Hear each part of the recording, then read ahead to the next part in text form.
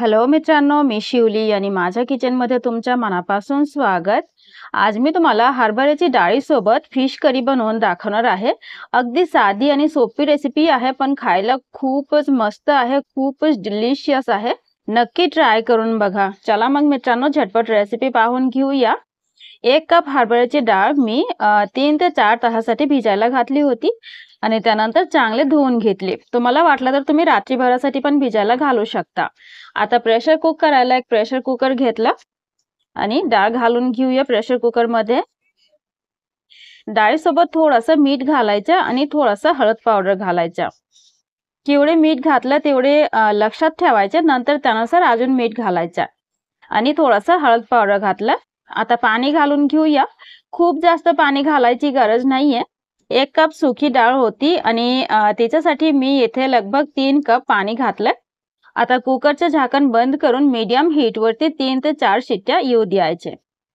डाळ शिजायला ठेवूया आणि तोपर्यंत चला माशाचे प्रोसेसिंग करूया। मी येथे 700 ग्राम तेलापिया मासा घेतले, चांगले धुवून घेतले। आता मीठ आणि हळद पावडर मिसळून थोडंसं मॅरिनेट करून ठेवायचे आहे। इथे मी लगभग 1 टीस्पून मीठ घालणार आहे आणि लगभग 1 टीस्पून मी हळद पावडर घातलंय। केवढं मीठ घालता तेवढे लक्षात ठेवायचे आणि नंतर करीमध्ये याच्या अनुसारच मीठ घालायचे एक्स्ट्रा। चांगलं मिक्स करायचं आणि मिक्स करून 10 ते 15 मिनिटांसाठी रेस्ट करू द्यायचं आणि त्यानंतर फ्राय करायला जायचं। बघा मित्रांनो, चांगलं मिश्रण झालेलं आहे। आता 10 मिनिटं नंतर चला फ्राय करायला जाऊया। मी एक फ्राय पॅन ठेवलाय, तेल घालून घेऊया। हीट मीडियम नाही तर मीडियम पेक्षा हाई करायचं, म्हणजे जास्त करायचं आणि तेल छान गरम होऊ द्यायचं। चांगले गरम झाल्यानंतर आपण फिश ठेवू, म्हणजे मासे ठेवू। आता मी मासे टाकते 1 बाय 1। मासे घातल्यानंतर लगेच आपल्याला पलटायचे नाहीये, थोडा वेळ वेट करायचे, म्हणजे 2 ते 3 मिनिटं वेट करायचे मीडियम टू हाई हीट वरती, त्यानंतर पलटून घ्यायचं। आता बघा, आता मी पलटून घेते आणि अशाच पलटून जेवढे कडक तुम्हाला पाहिजे तेवढे कडक तुम्ही फ्राय करा। मी एवढे कडक नाही करणार, थोडासा सॉफ्टच करणार आहे। इथे बघा मित्रांनो, माझ्या इकडे फ्राय झालेले आहेत। आता मी फ्राय पॅन काढून ठेवणार आहे आणि इथे बघा मित्रांनो, डाळ पण शिजलेली आहे। एकदा चेक करून दाखवते तुम्हाला।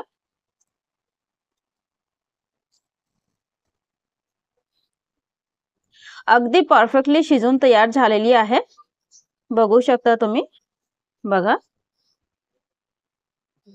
आता डाळ बाजूला ठेवूया आणि इथे मी हीटर वरती एक कढाई ठेवले, तेल घालून घेते। तेल छान गरम होऊ देऊया आणि त्यानंतर फोडणी घालूया। अर्धा टीस्पून जिरे घातले आणि अर्धा टीस्पून मोहरी घालते। 2 ते 3 तमालपत्र आणि थोडंसं हिंग पण घालू शकता, मी आता नाही घालत। सगळं मसाला छान तडतडू द्यायचा, त्यानंतर कांदे घालून घ्यायचे। 2 मीडियम साइजचे कांदे घेतले होते बारीक चिरून, ते मी घालून घेतले।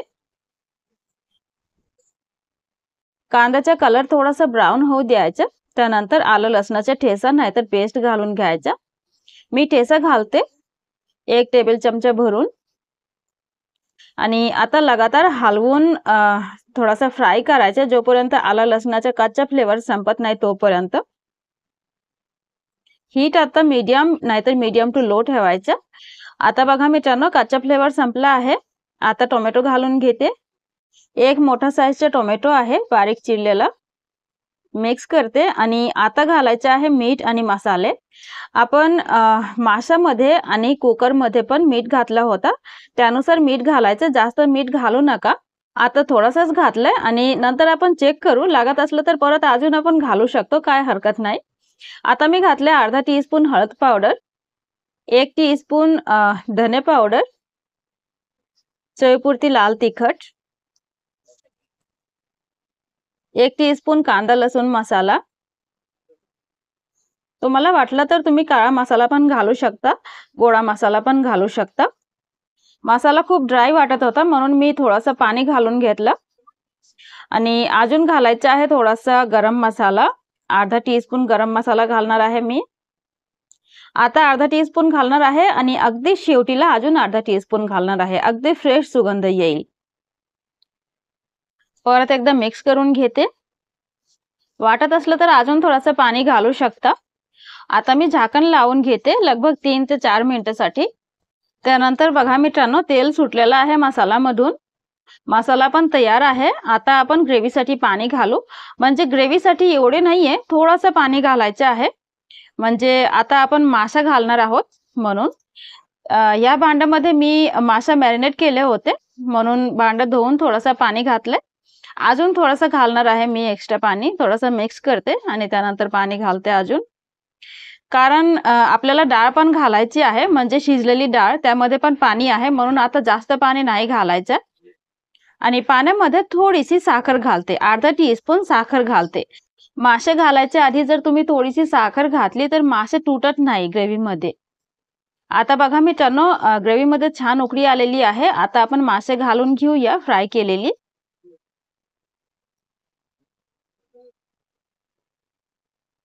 माशाचं डोकं आहे. डोक्यासाठी आपण 4 ते 5 मिनिटांसाठी उकडून घेऊया. त्यानंतर डाळ घालून घेऊया. अजून थोडंसं पाणी घालते मी, थोडं कमी वाटते म्हणून. बाकीचे मासे पण घालून घेते आणि 4 ते 5 मिनिटं नाही तर 6 मिनिटांसाठी उकळू देऊया. जास्त हलवायचं नाहीये, म्हणजे जास्त हलवलं तर कितीही साखर घातली तरी मासे तुटणारच. आता बघा मित्रांनो, 4 ते 5 मिनिटं झालेले आहेत. आता आपण डाळ घालून घेऊया. डाळ घातल्यानंतर जेवढे पाणी आहे डाळमध्ये तेवढे पण घालून घ्यायचं. आणि याच्या सोबत जर तुम्हाला अजून पाणी लागते वाटत असेल तर अजून तुम्ही पाणी घालून घ्या, जेवढे लागत असेल तेवढे. मी पण थोडंसं पाणी घालते. केवढे पातळ पाहिजे तुम्हाला त्यानुसार पाणी घालून घ्या. आणि पाणी घातल्यानंतर थोड्या वेळासाठी आपण झाकण लावून कुक करू. अजून 5 ते 6 मिनिटं नंतर बघा मित्रांनो, ग्रेव्ही कन्सिस्टन्सी खूपच छान आहे. माझ्यासाठी अगदी परफेक्ट आहे. अजून सुकवायची गरज नाहीये. आता शेवटीला एकदा मीठ चेक करून घेऊया. अजून जर लागत असलं तर अजून थोडंसं घालून घ्या. माझ्या इकडे परफेक्ट आहे. मी अर्धा टीस्पून गरम मसाला घालते आणि गार्निशिंगसाठी थोडीशी फ्रेश कोथिंबीर घालते. कोथिंबीर घातल्यानंतर अजून 1 ते 1.5 मिनिटांसाठी उकळू द्यायचे. त्यानंतर आपली भाजी म्हणजे आपले कालवण अगदी रेडी आहे. आता हीट बंद करायचं आणि गरमागरम कालवण सर्व करायचं आहे. एस्पेशली भातासोबत खायला हा कालवण खूपच मस्त लागते. खूपच टेस्टी असते. तुम्ही नक्की ट्राय करून बघा. आणि भाकरी चपाती सोबत पण सर्व करू शकता. खूपच टेस्टी लागते खायला. नक्की ट्राय करा मित्रांनो. आणि ट्राय केली तर कमेंट करून नक्की सांगा की तुम्हाला कशी वाटली. व्हिडिओ आवडला असेल तर प्लीज एक लाईक करा मित्रांनो. आणि प्लीज माझ्या चॅनलला नक्की सबस्क्राईब करा. आजसाठी एवढेच. आपण भेटूया पुढच्या व्हिडिओमध्ये आणि तोपर्यंत सेफ राहा, स्वस्थ राहा.